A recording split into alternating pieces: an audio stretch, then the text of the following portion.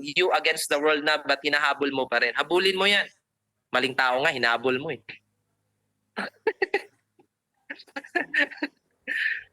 Naiintindihan niyo po?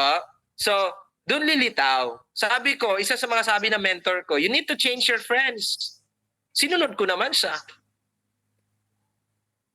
Pinalitan ko yung mga kaibigan ko. Hindi naman na literal na pinalitan. Siyempre, kaibigan pa rin kami. Pero namimili na ako ng mga taong pinapakinggan ko.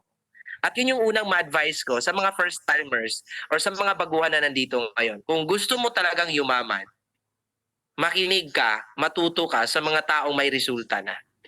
Huwag sa mga taong nagdi-discourage sa'yo.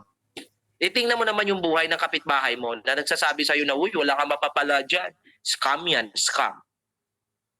Eh pag makikinig ka sa kanila, tanong, kontento ka ba sa buhay na meron sila ngayon? Do you get my point? Do you get my point? Kasi nga, ganito kasi yan.